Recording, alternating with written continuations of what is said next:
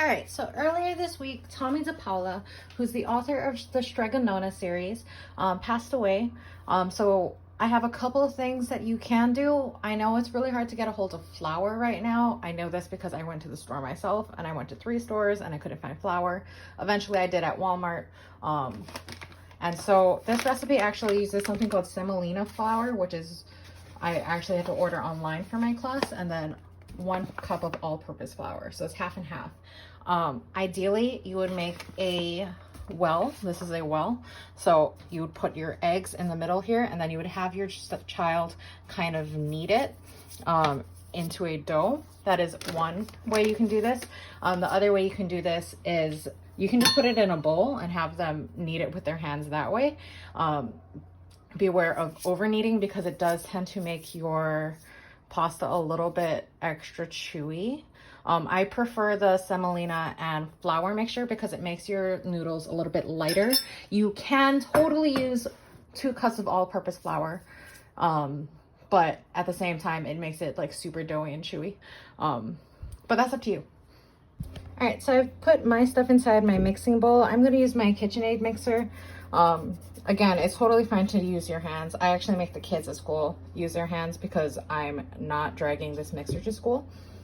So what you're gonna do is get 3 eggs and 1 tablespoon of olive oil and put that in the middle.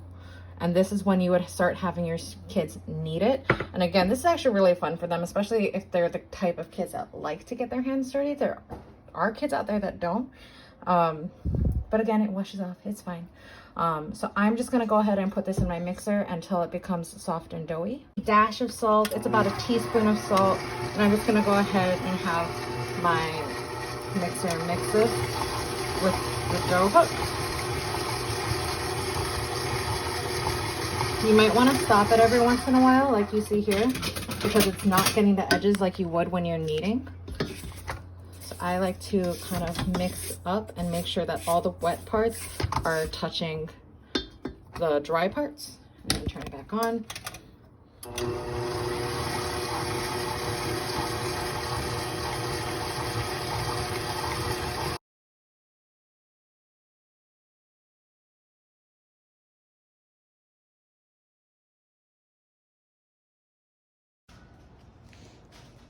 All right, so as you can see, I've taken my dough, I've cut it into a bunch of little pieces.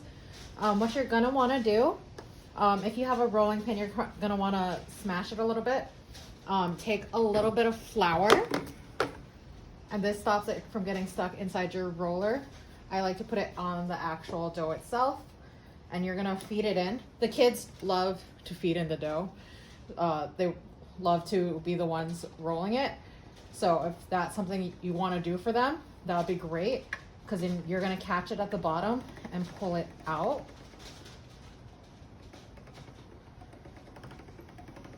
So this is a lot easier with help, to be honest. So your kids would be super helpful with this. They just need to go at a slower pace. So here is my first layer of dough.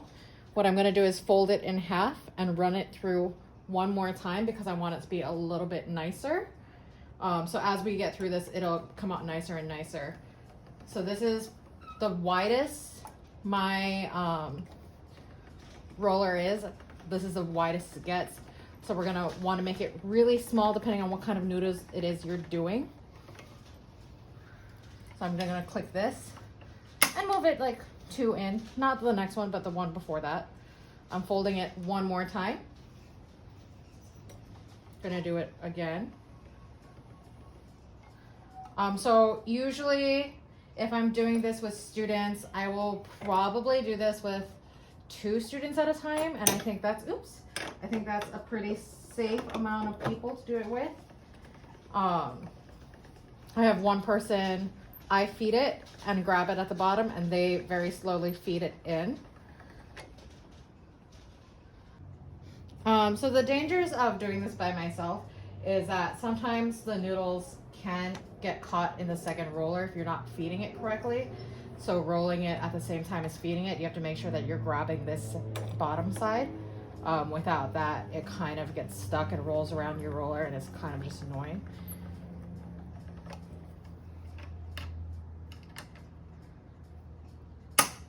So mine has 1, 2, 3, 4, 5, 6, 7, 8 levels. I would probably stop at least the second level, if not the first level, for how thin I want my noodles to be.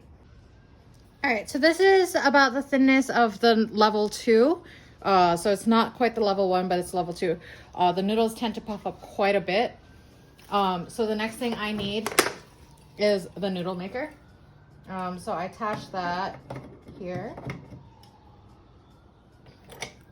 And so mine has 2 attachments. It makes spaghetti or it makes linguine. I'm gonna go ahead and make some spaghetti right now. So I plug that in there.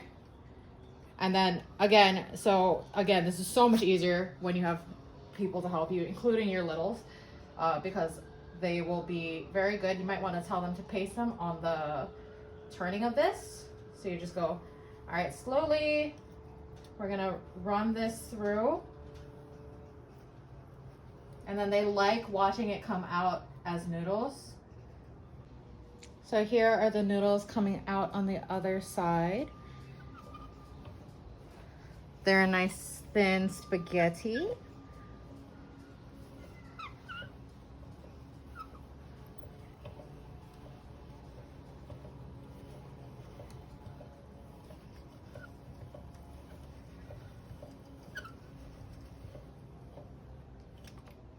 So that's my noodles. And then I go ahead and I rest it on top of my shaper right here.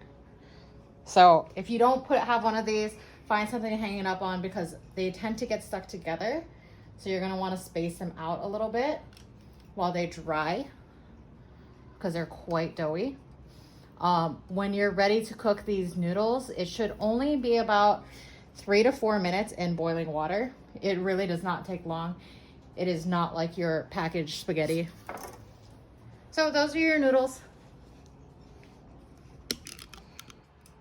So like I said, there's multiple ways you guys can do this. If you don't have a pasta maker, which is most people, you can give your child the roller and keep them busy for a bit because they have to get it really, really tiny.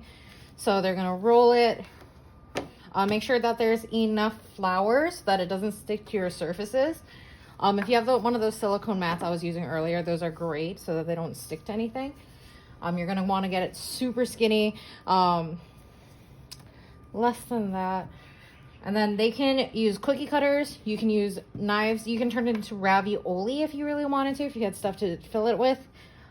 So yeah, the dough is really workable right now. It's something you can use for a lot of different items, or if you're just not one of the lucky people that got pasta in your buying. So you're gonna want it to be probably around that thin, which is pretty thin. But my entire thing is not that thin yet. So you're gonna have to go over the entire edge. Make sure that they don't you want it even though, so you don't want some parts skinnier than others. So as you can see here, this part is like really thick and then it gets thin. So they have to get the entire thing. It might be within your best interest to take it out and make smaller pieces.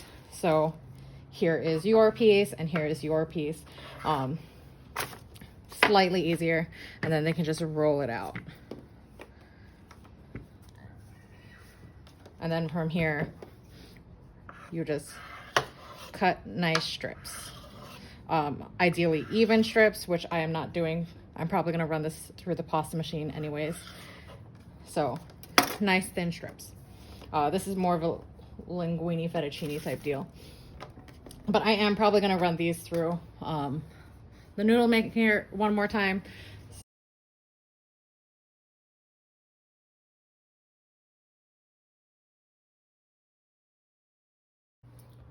All right, so this is more of a local spaghetti. It's called Filipino spaghetti, except I don't use banana ketchup. I use regular ketchup. So I'm starting with a pound of Italian sausage and a pound of hamburger meat. So I'm gonna go ahead and throw in some onions. This is half an onion, a really large onion.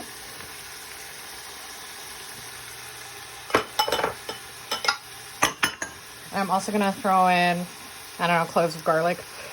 That was probably 3 or 4. I really like garlic though. And then you're gonna use a teaspoon of thyme, basil, and oregano.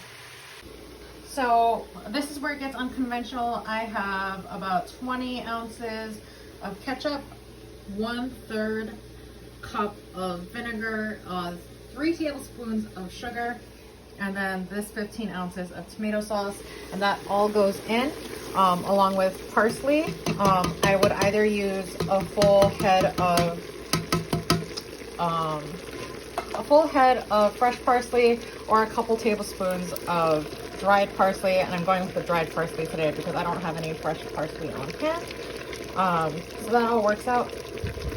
So stir it all together. You're probably gonna let this simmer for about an hour, hour and a half to be good. It'll become less watery. The vinegar will be less potent.